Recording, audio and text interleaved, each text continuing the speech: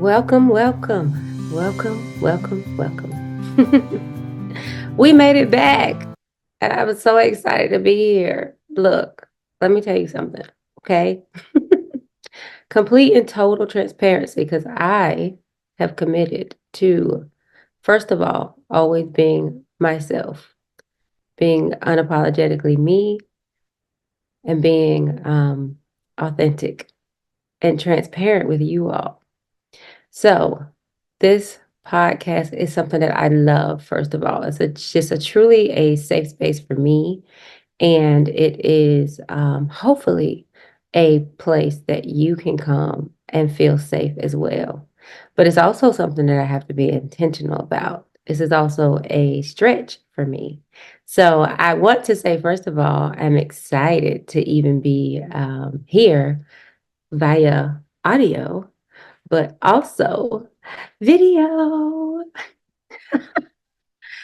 And I'm here via video because I have held myself accountable or allowed myself to be accountable to and submitted to a wonderful sister whom I love dearly, who challenged me to not necessarily to face my fears. And I'm not even going to lie. I'm going to call it what it is because we are committed to honesty, openness, and transparency around here on this podcast. All right. And in this safe zone. So I'm just going to go ahead and throw it out on the table. So we're going to do a check-in soon. And I'm going to be like, how am I feeling? And I'm going to put out this feelings wheel. And y'all go ahead and download it now. I talked about it the last one. And we're going to talk about this feelings wheel. Every podcast, we're going to do a check-in. I'm going to tell you how I'm feeling. And then I'm going to ask you how you're feeling. So go ahead and download it now. And I'll put the link in this one as well. So this is a very simplified feelings wheel. And I love this one. This is the one I've shared with my kids, my husband. We rock with this feelings wheel in my family, but it can be more advanced, but this might be overwhelming for you. So, oh, you know what? This one's advanced too. You know what? Where's my, I have one that's even more. Let me pull that up for y'all because I actually do. I'm sorry. I done upgraded my feelings wheel and didn't even didn't even take y'all. I didn't even bring the simplified one. I'm sorry. I didn't even realize. Let me see if I can find it quickly. Quickly. Anyway, while I'm looking for this, so my lovely sister challenged me because I like to stay away from the camera. I'm not even gonna lie. The camera's not my jam. And she was like, but I'm gonna challenge you on that. And I was like, well, are you now? And this is why you need people in your circle that will challenge you. You don't need to surround yourself with yes people. You need people in your circle that will push you in a healthy way, and people that will lovingly say, you know what, sis, I hear you, and that makes so much sense, but I also want to challenge you. And what I love about this sister is that she was like, I'm going to challenge you to do video, and here's why. And she was like, these are my reasons why. And her reasons were so compelling that it was worth me potentially overriding my fears and at least giving it a try. So here I am. And this is me stretching. This is me facing my fears.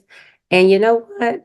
I'm so proud that I'm here and I'm feeling back to this feelings wheel. And I hope that this shows up.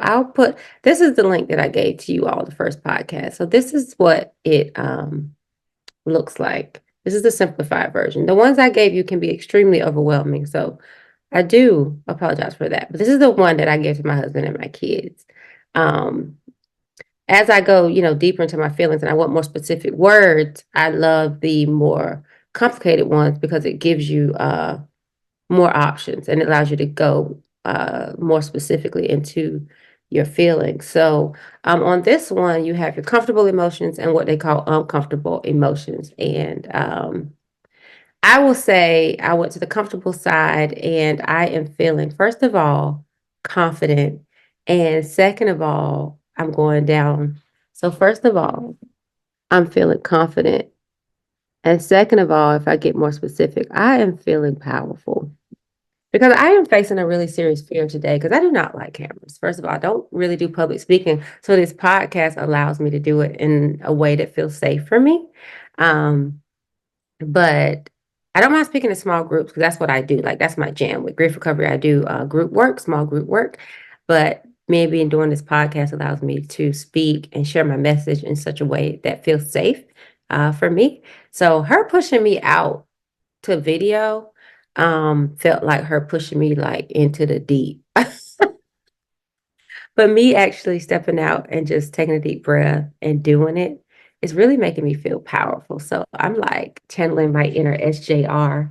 And I'm like, look, SJR, I'm doing it. Okay. I am making a power move. And I feel like power is moving into me. Like I took it away from fear and I turned it into, power. And so I'm getting my power today and using my power today, and it's working for me. So, yes, the power of friendship and having wise counsel around you and people that see things in you and that know how to present it to you in such a way that's non aggressive, that's safe, that's loving, and that allow you to do it in your time, in your way, and on your terms. So, thank you for that, my sister. I honor you, I love you, and I heard you. And here we are. Very, very exciting. So, how am I feeling? I'm feeling powerful, but I'm not even going to lie. I'm also feeling a little bit nervous, but my nerves are subsiding now that I've got this going. I was a little bit cautious because, yeah, video and all of this, putting it all out in the world is a little bit scary. Um, but a little bit insecure because there's levels to my more complicated will. A little bit insecure, very vulnerable, feeling very vulnerable with this video portion. But those of you on the podcast listen to the audio. Hopefully I'm painting this picture for you. But yes, there is a video portion and it will be on YouTube. And my YouTube is Gwendolyn J. Jones. I believe that's how you find it. But I'll put the YouTube link in the uh comments as well so you can see that in the description for the podcast because yeah, this YouTube world is also unknown to me. So if I would go to the other side, the uncomfortable side of my feelings wheel, I would have to say, if I went to the uncomfortable side of my feelings wheel, I would definitely have to say um not necessarily overwhelmed. Hmm. So yeah, this one's a little too simple. So I gotta go back. Look, I gotta go back over to my one that I love.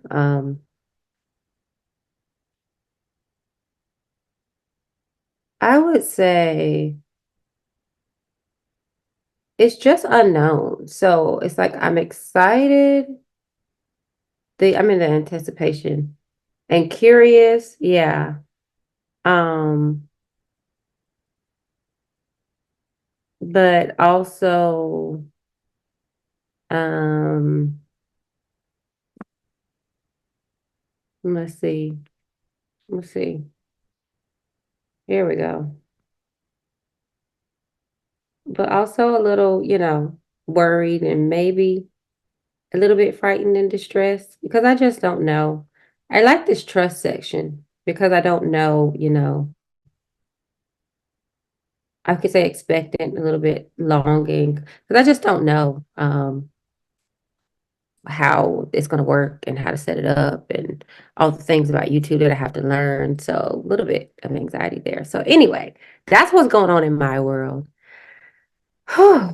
So that's all that's happening right now. That's what's on my mind just in this moment. Trying to figure out all those things. Grateful for new friends, grateful for friends that care enough to kind of expose me to new things. But stepping into those new things can be a bit scary and cause a little bit of anxiety. And change is always change and stepping into something that's unknown is always something that causes me to, to be a little bit anxious and antsy. So this is me pausing and breathing. And when you might feel a little bit overwhelmed, which is the word another word I would choose to, I encourage you to just kind of do what I'm doing and pause and breathe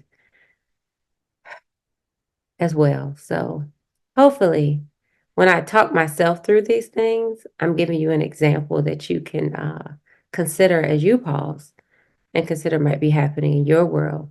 And hopefully, I just demonstrated how you can pull out your will and go through it and see how you're feeling about a particular thing that's happening in your world. I hope you also saw how I picked one thing that was going on in my world. Of course, there's more than just me stepping out and recording this podcast and uh being grateful for my friend going on in my world. But I really wanted to pick out that one thing and demonstrate to you how to use the feeling wheel. Other questions I'm always going to ask you as we do these check-in for each podcast. What have you done for yourself? I try to do what's realistic for me because I really wanted to do this podcast. I want to be in this with y'all for the long haul. So how I figured, I asked myself, what can I do and commit to realistically for this, in this season of my life? And I said, you know what? I can do this once a month. The way that I can do it, the way that I want to do it at the level of excellence that I want to do it, and the way that something I can be proud of, something that I won't, criticize myself too much over once it's posted and out there. Um, to my level of, expectation and excellence, what can I do realistically? I said once a month. So that's something I can commit to. So these check-ins are going to be monthly check-ins with the way I have my podcast release dates set up. So what have you done for yourself in the last month? What have you done for yourself? And if you haven't done anything for yourself, that might be something to consider. We don't beat ourselves up around here, but it might be like, you know what? Dang, that's something I might need to look into. If you haven't done anything, if you haven't had a moment to pause, breathe, um, consider you. I mean, just today, I've had a really busy week. It's been a crazy, crazy week. And so I think last night, my daughter and I was like, can we go get, I think my husband had to work, but my daughter was available. So I was like, can we go get ice cream? Because I have had a really, really hard week and I just really want to treat myself. And I wanted to spend some time with her. She's getting ready to go to college. And that's what made me happy. And that's what we did. Um, that was self-care for me, spending time with my baby and getting ice cream. So that's what I did for myself. That energizes me. Oh, I also spoke with another dear friend that really gives me such good energy. She gives me such good energy. So um, she's not always available because she's busy, but she had a moment last night, and that just really just re-energized me. So those are two things that I've done for myself. And that gave me really, that really just re-energized me, that was my self-care. So it doesn't have to be complicated. It doesn't have to take a lot of time. It doesn't have to cost a lot of money. Hopefully these are, realistic examples. And hopefully you can find a way to implement this in your life if you have not already. Did you need help? Moving on to the next question. There's 4 questions I'm going to ask you all the time. Did you need help? And if you needed help, did you ask for it? Big questions. Did you need help? And if you did need help, did you ask for it? If you did ask for it, good job. Were you able to receive it? If you were able to receive it, that's awesome as well. Was it actually helpful? Yes or no? Answer honestly. I'm asking that part because if it was actually helpful, that's a positive reinforcement. And maybe, just maybe, you'll ask for help again. You see what I did there? So it's important for you to go through this process. That was a lot of questions to that one question. right? So you had 4 opportunities to, first of all, pat yourself on the back, recognizing that you needed help, asking for help, receiving the help, then being acknowledging that, like, hey, that was actually helpful. That actually worked. You know what? I might do that again. I'm going to do that again. I can do that more often. Do you see that? That's a whole process. Um, and ways that you can, that positive reinforcement makes you more likely to do it again. If it wasn't helpful, did you ask the right person? Did you give them enough time? You know, go ahead and assess that, but don't necessarily write it off and say, I'm never asking for help again, right? Perhaps there's some things that you can tweak and try it again and not necessarily give up on it altogether. Maybe. All right. Last thing. What are you telling yourself?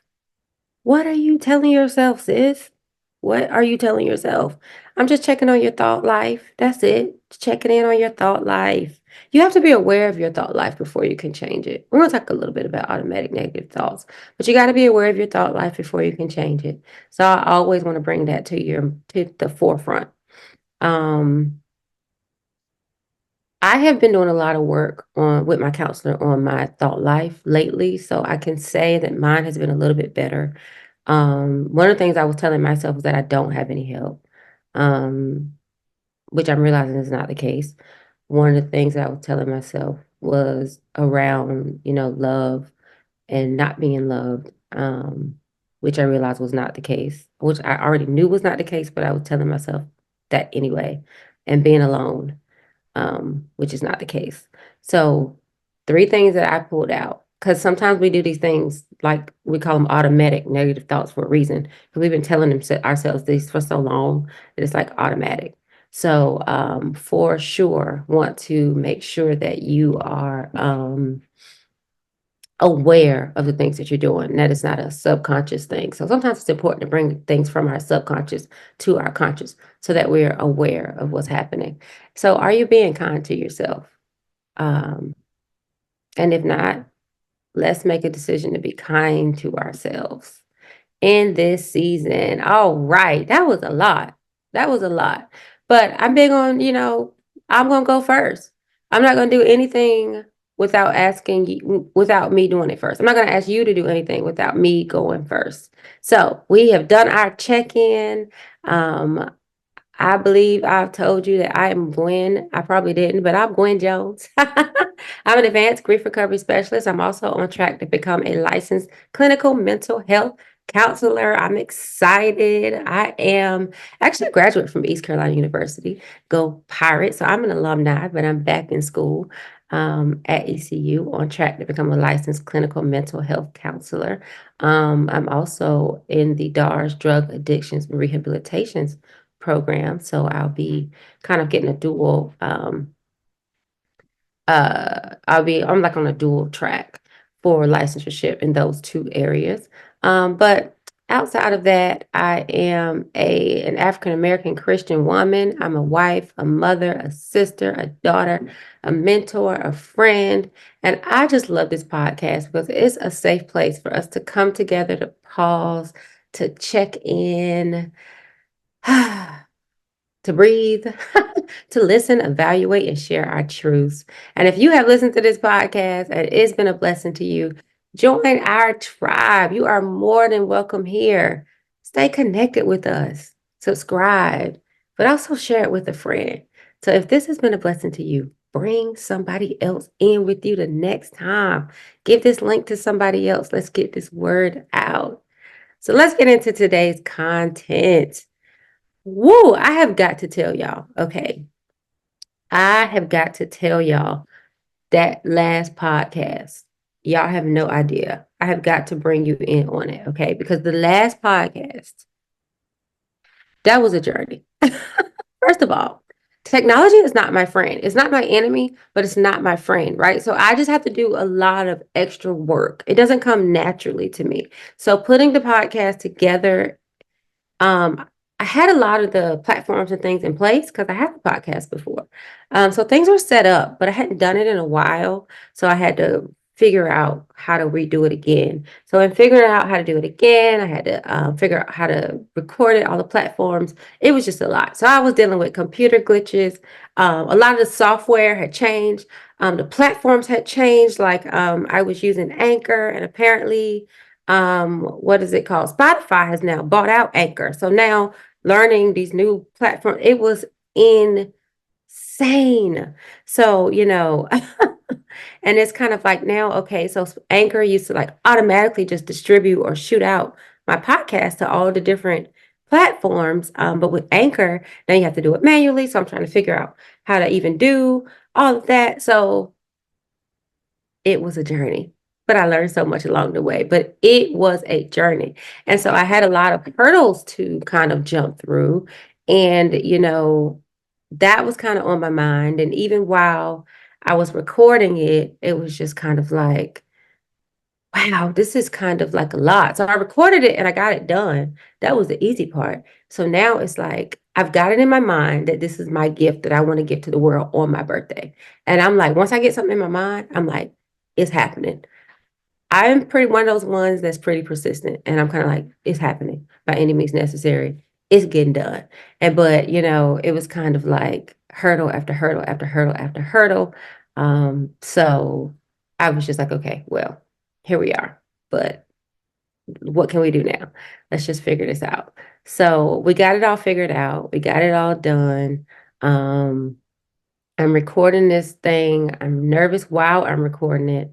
Um, and I felt like while I was recording it, I was losing my words and I couldn't find my words. And I'm a perfectionist. My name is Gwen and I'm a perfectionist. Let me just go ahead and get that out now. I am a perfectionist. Um, I was raised in a bit of um, a critical household. Okay. And I say that carefully because I want to honor my mom, but I also have to tell the truth. She did not play games, but it wasn't that she didn't really play games. She really was trying to prepare me for what was going to be a hard world in her mind that I had to go into. So she wanted me to know how to do things right, how to do it right the first time. So, when I went into the job industry, when I went into any field, I would be able to perform and that I would be able to absorb information and be able to do whatever it was that I was asked to do pretty quickly and pretty efficiently and be able to get it right the first time. Now, that was her why, and that was her way of, preparing me, protecting me. But that was still nonetheless a very high pressure situation that I was raised in. And as a result of that, I definitely am a professional perfectionist and I can be, pretty critical. So I said all that to say that when I'm listening to the podcast and I'm hearing that I can't find my words and I'm feeling like I'm fumbling a lot and I am not giving myself a lot of grace. And I'm like, Gwen, why did you listen to the podcast? You should not have listened to it because all I heard was flaws. The audio was kind of in and out. And because of the tech issues, it was like, I had to like try to export it. And then when I exported it in pieces. And I actually lost the whole thing. Like there was a computer glitch and the whole thing disappeared. So I was like, okay, so am I not going to get this out, Lord? Is this not even meant to be? And so I'm like, no, this is going forward because I am a persistent little thing. Like I said, I was raised in a high pressure situation, so I can handle pressure. One thing I can do is work under pressure and figure it out because that's how I was raised. That's actually um, a gift that mommy dearest gave me, one of those blessing and cursing type situation. But I can really work in a high pressure situation and still get some stuff done. But I'm just kind of like, what is going on? So when it exported, I was able to import it back into the editing system nonetheless, but the audio wasn't to the level of what I wanted it to be. So in my mind, I was like, you know what? I'm just not even going to do it because I cannot put it out like this. I just can't do it. There was like metronomes and blah, blah, blah. And I kept saying, which I'm saying right now all the time. And I was like, I can re-record it because again, I'm always big on what are your options. And I was like, well, I can re-record it. But I knew if I re-recorded it, it wouldn't have that same authenticity and sincerity. Uh, so I'm like, no, I don't want to re-record it. I love it the way I did it the first time. So I was piecing it literally back together because the way it exported, it kind of broke itself up into pieces, which it should not have done. But I was able to find the pieces and piece it back together and then export it again in one piece. So the audio wasn't perfect, but the product was finished and complete. So my mind was like abort mission. You cannot put it like out like this. It's not perfect. So just abort mission. But my heart is like, remember the mission, right? Remember the mission, girl. And this mission is like bigger than you. Like, remember the mission. You got to get this message out. And this message is going to help people. Remember what your why was in doing this even in the first place. But bigger than the mission. Not only remember the mission, teach the lesson, which is why I'm even telling you all that backstory, all that backstory, all that backstory. The lesson, which is what our content for today is about. The lesson, the lesson in all of that is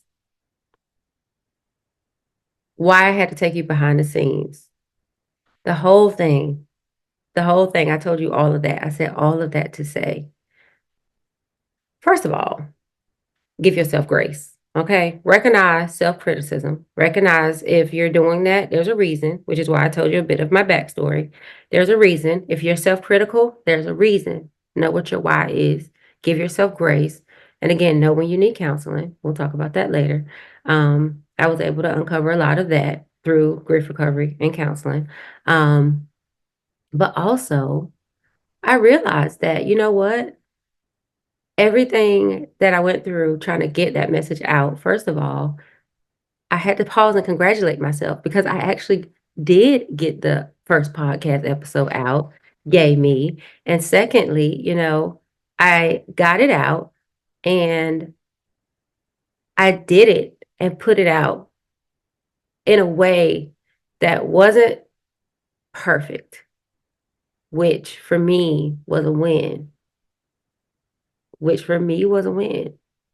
But the lesson in that was progress over perfection. It wasn't perfect, but it was still progress because it was a finished product nonetheless. And with all those hurdles that I jumped through, it was a finished product. It was a finished product that actually helped a lot of people. I had a lot of people contact me like, I never knew you went through that. I never knew you went through that. And, I actually had this one lady that's so dear to my heart say, I'm saying, again, now I'm aware of it. She said, I actually thought that I was weak because you were so strong when you lost your father. And I never saw this side of you. And I told her, first of all, I apologize. So, I apologize for making you feel that way. But that's exactly why I knew I needed to make that podcast. And that's exactly why I needed the world to see this other side of me, because I do present in such a way that it looks and may feel like that I did not go through any type of, grief or sorrow with that loss, but I did. And it's important that I share that. It's important that people understand that. So progress over perfection is real. And persistence and endurance is something that's necessary sometimes. And also overcoming automatic negative thoughts, because there were moments in that process where I really was just like, especially after I listened to it, I was like, I just can't put this out like this. I cannot put this out like this. And I had to realize what in me was so big that was powerful enough to cause me to take a message that was so powerful and mute it. There was the negative thoughts that were playing in my mind. Something like me saying too many times. Something as minute as me saying too many times. Or the audio levels being off at a certain point. Something as minute as that was almost powerful enough to mute that entire message and cause me to not put it out. When I say mute it, I almost didn't put it out. I almost didn't send the message forth. And that's not okay. That's not okay. So overriding these automatic negative thoughts, knowing when to override them and shut them down is powerful. Powerful, powerful, powerful, powerful. So let's talk about these negative thoughts. Let's talk about these negative thoughts. My first negative thought was I couldn't find my words. First of all, when you're grieving and you're a griever, there's something called brain fog, and that's a very real thing. Brain fog is when you potentially can't remember things. You might have trouble recalling things. You might walk into a room and say, "What did I come in here for?" That's a very real thing, and it does happen to grievers. So give yourself grace. That did happen to me. There are, and your brain will and can recover from that. And I'm still in the process of recovering from brain fog. So I couldn't find my words. And in that last podcast, and I was trying to kind of flesh out some of these examples, and I was looking to find them. And I knew that, but you all didn't know that. So I felt embarrassed. And one of the moments was when I was talking about my parents in that podcast, and I was talking about them being my constants. And I was trying to find the words, and I was trying to say that I felt exposed. Um, so when I was listening back to the podcast, all I heard was me fumbling and trying to find the word I was looking for, and that frustrated and discouraged me. So what did I do? Telling you how to counteract these negative thoughts. So I told you what the negative thought was, told you what the situation was. Now I'm telling you how I overcame it and counteracted it. So I had my husband listen to the podcast. And so when he had listened to it, I asked him. He didn't notice it. He didn't even notice it. So he thought, he was like, yeah, I thought that example with the pot being uprooted was a great example. So do you see what I did there? I challenged it. Like I had the thought, but then I challenged it. So I challenged it and I got more information. And so when I did that, it like diluted that thought. It diluted it to the point where I was like, oh, this isn't as bad as I thought it was. This isn't as bad as I thought it was. So I was able to put that thing in perspective. And then I even sent it to my friend. And I said, okay, what are you thinking about this? And she was like, with the right? Because that was another thing. I was like, gosh, I'm saying that so much. And I'm like, I've never said that much. So I know I was like, maybe it was a nervous tick or something. And she was like, you were only saying when you were working through some really complex emotional stuff. And so when she said that, I was like, you know what? That is so true. That's really true. And I really needed to give myself some grace on that. So get more information. If you're having a thought that's powerful enough to cause you to mute your voice and to pause, and if it's paralyzing you, get more information. Get clarity around that thing. And oftentimes you'll be able to dilute it down to a point where it's not even valid anymore. I almost let that thing abort my mission and somebody else's blessing. So be mindful of that. So the second negative thought, because these automatic negative thoughts are so powerful and they really do attack us as women. It's something that we struggle with. And I really want to make sure that I kind of attack this hard in this episode, because this is something that steals our power on many levels. And it's time for that to stop. Like, we've got to take our power back. We've got to regain control of our minds. We've got to retrain our minds. And we have really got to really kind of plant. We've got to override these negative thoughts, and we've got to replace them with positive thoughts. We've really got to change how we see ourselves, our personal views. And that starts with kind of what we are telling ourselves. But we've got to identify that we're telling ourselves these things first. And then we can really address them. So the second thought, it was, I'm calling this you missed it. So when we like in our family, my daughter started this and it's hilarious. When we kind of misspeak or we'll say something like out of turn or we'll misunderstand something. So she'll go, yeah, you missed that. Raise your hand. You missed it. So when I was playing back that track, I was like, oh my God.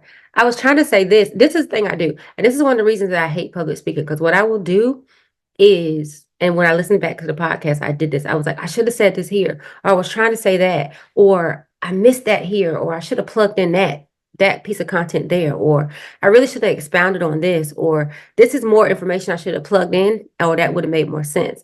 Like I wanted to say more, or I should have said less here, or, so I really was going hard on myself again, I really need to work on the self-criticism, and I am.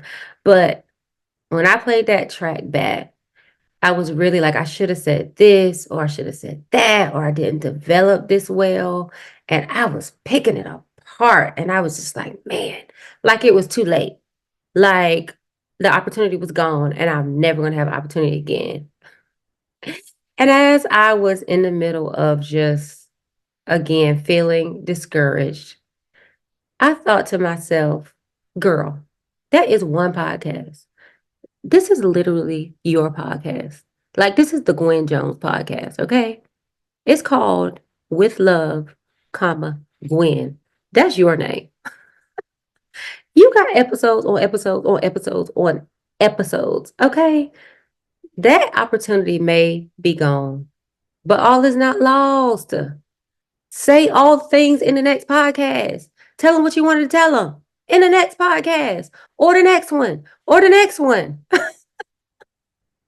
When my daughter is doing this, when I do it, and when my daughter is doing it, and you feel like you have missed an opportunity, or there are no more options or no more chances, I want you to stop and say, okay, I did miss that opportunity.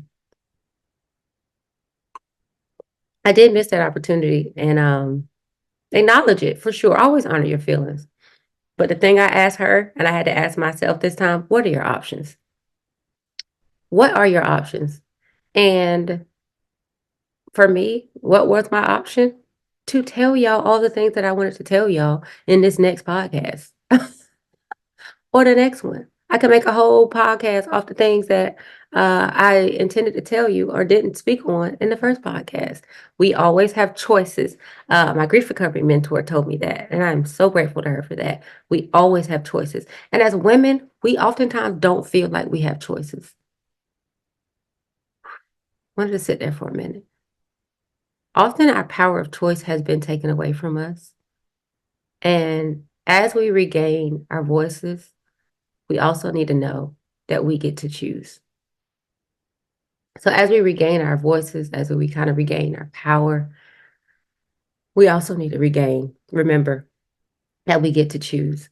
And we always have options. So in this scenario, what were my options? What were my options? To just tell you the next time. And that's exactly what I'm doing now. So it was important to me that as I walk you through my mental mess, as Dr. Caroline Leaf would say, cleaning up your mental mess is a beautiful book, but also she has a podcast. So Dr. Caroline Leaf is absolutely amazing. And Dr. Anita Phillips is good, but Sarah Jakes Roberts is one of the voices that I listen to. Pastor Terry Jones is my pastor that I listen to often. And so Pastor Terry Jones, Sarah Jakes Roberts, my husband, Alfonso D. Jones II. Those are the three most influential voices in my life. I also love Dr. Henry Cloud. And again, Dr. Caroline Leaf is great as well. So I try to throw out some voices that are powerful and influential in my life. So Dr. Caroline Leaf, cleaning up your mental mess. She's really good. She's a neuroscientist, I believe, or neurobiologist. I don't want to miscall it, but she's a neurobiologist, and she talks a lot about neurobiology and cleaning up your mental mess. She talks about a lot on how to literally clean up your mental mess. So clean up your thought life, clean up your mind. But it is heavy. So she talks about it from the point of view of a neuroscientist. But she does break it down in a way that you can understand. But she talks about how you can clear up your neural pathways and how you can really, really regenerate, a lot of these neural pathways that even neural pathways that even signify, your thoughts and patterns and habits. But people think that once these things are in place, that they can never be undone and rebuilt. But she has scientific evidence, hard evidence that this is not the case and that these pathways can be rewired. And she's got methods, scientifically proven methods to rewire them. So look her up. But anyway, I wanted you to know that it's not just you with these negative thoughts. And I wanted to, again, I'm always put myself out there first because I wanted you to know that you're not alone. Um, and that you can recover. And that when your mind says no, stop, don't, at least tell your brain, why not? Like, why not? When I lost my parents and my brain was telling me that nobody loved me, like nobody loved me. Side note, I want y'all to know this is me saying the thing that I really wanted to say in the last podcast. This is my shameless plug, and I'm so proud of myself. But yeah, this is me doing the thing. But I believed it for a long time. I believed that thing. I started isolating, and it was changing the way I saw all of my relationships. And, but I had to stop and say, wait, nobody? Like nobody loves you, girl. Nobody is crazy. Like nobody, first of all, is an absolute. So nobody, anytime your brain is telling you that nobody or all the time, or you always challenge them absolutes. Okay. Always challenge them absolutes because oftentimes that's not going to be true. But yeah, nobody loves me. I knew that wasn't true because I know that I'm well loved. And that's when I knew it was time for me to get a counselor. You know, I knew that it was time to get a counselor because at this point now, I'm having a time or trouble deciphering between my actual reality and my perceived reality, right? So when you can no longer decipher between what's happening in the real world and what's happening in this world that I created, it's time for you to kind of get an unbiased, person to step in and help you kind of tease the two apart. Because you definitely want to live in actual reality. Because our brains, especially if we're existing in isolation, can come up with some pretty unique things that feel really real, but it's not real. Because there were so many people around me that loved me, but I had convinced myself that nobody did. And it was a result of my grief. And it was a result of me losing two really significant relationships in my life. And if I didn't have those relationships, I didn't understand how, anybody else could. If I couldn't be connected to those two relationships, I didn't understand how I could connect with other people or how they could connect with me. So it's very important that you connect with a counselor or somebody that can allow you to process what you're dealing with so that you can be connected to your outer world in a healthy way. So that's important. That's important. It's so important. Um, my counselor said that when we grieve, we go into a cocoon and of sorts to heal. And it's so true. We go into a cocoon like a butterfly, and that we go into that cocoon to heal. And I love that analogy because that's what I did. But people tell us so is this kind of me going into this kind of discussion of isolation? Because sometimes isolation is necessary, but it's important to isolate in a healthy way, which is why I'm really making sure I take the time to flesh this out, which is another reason. This is so funny because my sister was like, that was one of her reasons for suggesting that I do video, because she said it will help your audience understand these pauses when you're thinking through and fleshing out your discussion. With just audio, you don't have the visual to connect and help us understand the pauses. But yeah, so she said when you grieve, you go into a cocoon of sorts to heal, and then you come out when you're ready. And that validated me so much, because sometimes when you aren't safe, you aren't yourself, and it isn't safe for you to be around other people, because it's not okay to bleed on others when you're wounded. And you can damage valuable lifelong relationships when you respond from a place of distortion. So during that time, when I felt like and truly believed in my heart that I wasn't loved, because I really felt like, I was alone, even though I have, a brother, a sister, a lifelong best friend, many friends, children, and a husband, you know, church family, in-laws, sister-in-laws, many, many, many, many, many, many beautiful relationships. I still felt alone. Like, that was very real for me. And there's a counselor, a therapist that said, powerful therapist, she said that the reason that automatic negative thoughts are powerful is because they're always rooted in some truth. So that's why they're so believable. So that was powerful. There's so much powerful stuff um, that we really just need to be aware of, which is why, again, I love this podcast, because I get to bring it to you in a safe way, in my own way. And so the cocoon, back to the cocoon. So, in isolation. So yeah, sometimes it's necessary to go into your cocoon and to heal and to make sure that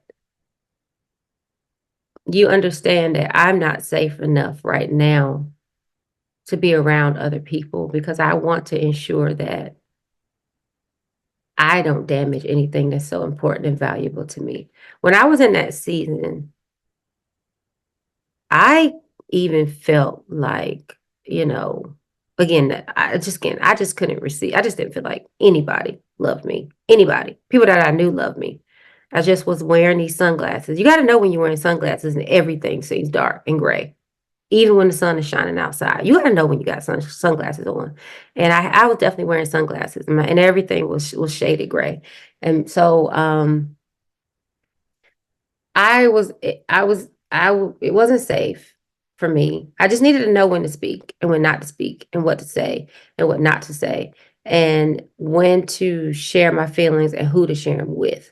So that's the thing. Isolation, when you're in your cocoon, you need to be communicating with somebody.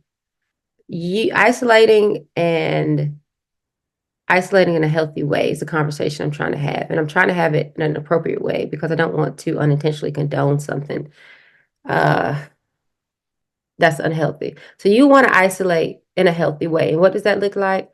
I was still in my cocoon with my husband, who was my accountability at that moment. So I wasn't engaging a lot with, maybe social circles and things of that nature. I did need that time to heal, and I did need that time away. But I did have my husband, and I did have a therapist that I was seeing weekly, and I'm still in therapy weekly. So that I was being accountable and I was doing my work. I hope that makes sense. So I was in my cocoon, I was healing, but I wasn't left with my own thought. I wasn't left alone with my own vices. I wasn't trying to figure this thing out on my own. So I was still connected to sources of power and strength, and sources of reality and actual reality. And I was still accountable to people, and I was still checking in with people. And that's important. And I was checking in with credible sources that could keep me in balance, and that could keep me healing on a positive track.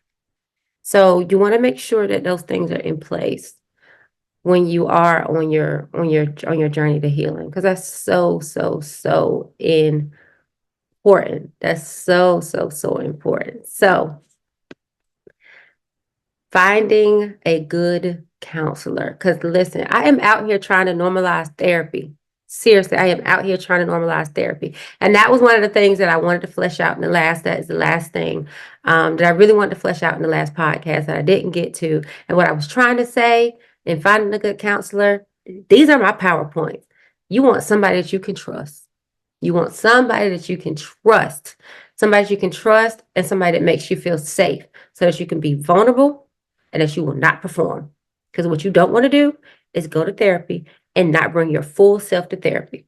Because we as women know when to move, when not to move, when to speak, what to say. And if you're a church person, unfortunately, we know when to perform. We know when to lift our hands. We know when to put them down. We know how to do what we do, and we do it well. Don't take that into therapy. Do not take that into therapy. You need to bring your full self. You need to bring your raw self, your unfiltered self. And I try to demonstrate that to you with these podcasts so that you can't be healed. You can't heal what you're hiding. Whatever you're hiding, whatever you don't bring into that therapy session will not be healed. And I tell that to you in all sincerity. So you need somebody that you can trust. You need somebody that you can feel safe with. You need somebody that you can connect with. And you need someone that you can receive from.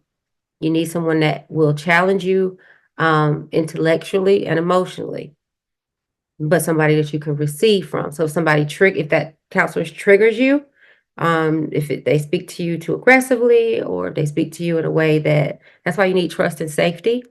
So you want to make sure that you connect with them intellectually, mentally and emotionally, because it's important that this is a person that you can receive from. This is a person that you feel safe with, because this is a person that you're going to bring your innermost truths to. So, those are some things that I wanted to suggest in finding a good counselor. And this is somebody that it's gonna be hard. And a lot of days I'm like, gosh, do I want to go to session today? But you need to. So when you get there, you want to be like, oh, I didn't want to come today, but I'm so glad I went. Because therapy is expensive. It costs vulnerability. I'm not even talking about financial. You got to be vulnerable. You're exposed. You're bringing, your unfiltered raw self to this individual. So you need somebody that's not judgmental. You need somebody that is, when I say safe, somebody that is, understanding. You need somebody that will take the time to know your story, to understand all the different components and parts of your story, and be able to pull that thing together to help you understand you. So somebody that's going to take the time to read their notes from the last session, at least read the notes. If you I got many clients on your plate that I'm just in a number, like I need to be an individual, a unique person for you. Like you need to know me in such a way that I don't feel like I'm another number for you. You know what I mean? Like that's important for me. So my counselor can connect things back to my story and my childhood because she took the time to get to know me, and she remembers me, and she remembers parts of my story, because I feel like I'm a person to her and not just a number. Because I mean, she has apparently a client load that she can handle. Um, or she just got good notes that she reviews. I don't know what she's doing, but I feel like I'm a person to her, an individual, unique client. And she's very tuned into my story. She knows about me as a person. She knows about my mom. She knows about, like the other day, she was like, okay, let's talk about love, because you say that a lot. So let's talk about love and what that looks like. So the fact that she knows that love is something that I'm constantly bringing up in session shows me that she's paying attention. So stuff like that makes me feel safe, and it makes me want to talk more. So I hope that makes you understand, kind of what to look for in a good therapist, and what is important for a good counselor. So listen, we went through a lot today. We went through a lot. I'm so excited. I'm excited and proud of myself. Teaching you how to celebrate yourself by celebrating myself, because it's been a month. There's a lot going on. And I said I was going to get this out by June 1st, by any means necessary. And it is actually June 1st. Oh, and it's 11:23. But you know what? The podcast is done, and I have gotten it out. as promised. And it's crazy because I said the way that I'm going to make sure that I don't put this off is by making myself accountable. So I actually did a post saying that it would be released by today. And so I made myself accountable to you all by making that post. And so I had to get it done because I put my word out there. So find ways when you're setting goals to keep yourself accountable. I hope this has been helpful. I love you all. Thank you for allowing and sharing this space with me because I love it here and I hope you do too. Thank you for listening. Thank you for being here. This was another special time with love from my heart to yours. This is my love letter to you, Gwen. Bye-bye. Big hug.